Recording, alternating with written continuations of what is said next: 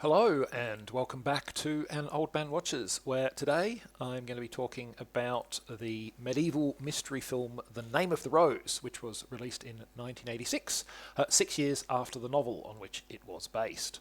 And our mystery-solving lead is William of Baskerville, a Franciscan monk who arrives at a Benedictine monastery in northern Italy. William, who is accompanied by a young novice, Adso, has come to the monastery to take part in a theological conference. His attention is soon diverted, however, by the death of one of the Benedictine monks. That death appears to be a suicide, a sin against God by the precepts of the time, which is disturbing, and William gains permission to investigate. And he's soon going to have plenty of investigating to do, because over the next few days, several more deaths will occur. What is the significance of the blackened fingers and tongues of all of the deceased? William and Adso need to find out, and they must do so quickly, because the investigation is about to be complicated by the arrival of Bernardo Gui of the Inquisition. Bernardo was also planning to attend the conference, but like William, he is far more interested in finding and prosecuting those he deems responsible for the deaths. Now, William and Bernardo have clashed in the past, and the zealous Inquisitor has no time for theories other than his own. Theories that, naturally enough, rely far more on superstition and torture than on logic. And of course, if the opportunity arises, Bernardo would love to manage to find a reason to accuse William too.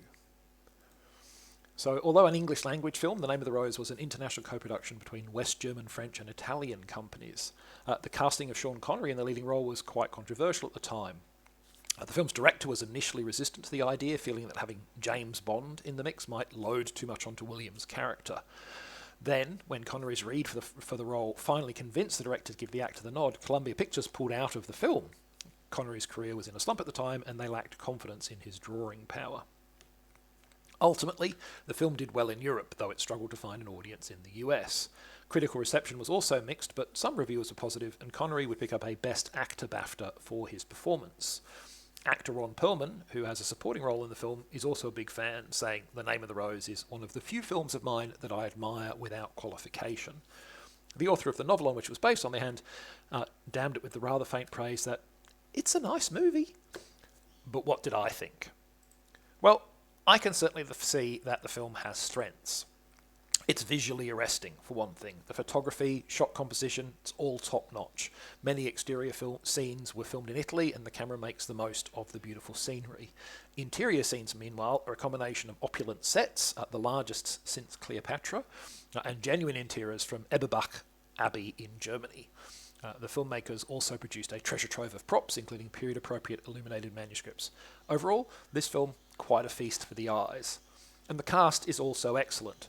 Connery's BAFTA was well deserved, and together with the cult success of Highlander, a badly written and structured film, but one in which Connery has a lot of fun, probably helped launch a career renaissance for the Scotsman.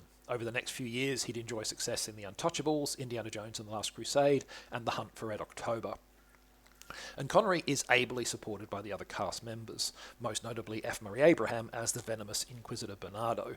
Abraham deftly judges his portrayal of the malice that Bernardo feels for William of Baskerville, keeping it palpable without straying into excess. And the rest of the cast is also strong. This is a well-acted movie. So yeah, technically, excellent.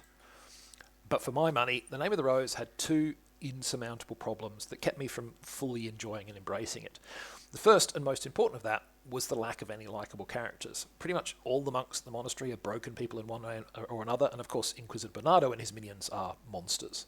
All of which would be acceptable, or might be acceptable, if William and Adso were protagonists I could cheer for, but they really aren't. William might clearly be meant to be sympathetic, but he isn't exactly someone I'd want to hang out with. For my money, he comes across as more interested in proving himself right and the Inquisitor wrong than in the moral aspects of executing innocent people. Adso, meanwhile, doesn't actually do much of anything in the movie except have some hanky-panky with a young woman who subsequently comes into Bernardo's line of fire. Now, in another film, you might expect the young novice to subsequently rescue his paramour and kind of pay off on that subplot, but he actually plays pretty much no role in her ultimate fate. The second issue is the MacGuffin at the heart of the murder mystery. It's the only remaining copy of an ancient work written by Aristotle in which the great philosopher describes comedy and how it may be used to teach. The murderer believes that this work could lead men to laugh at God, causing chaos in society.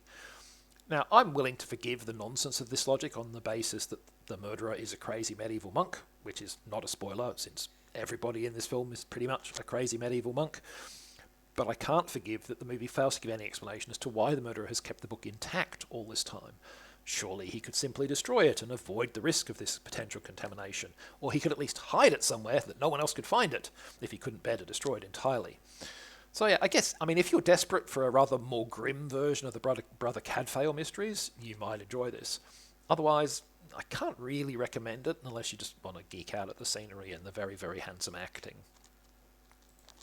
Next time, let's all shout, sing along with Ewan McGregor as we visit Baz Luhrmann's colour-drenched 2001 musical Moulin Rouge.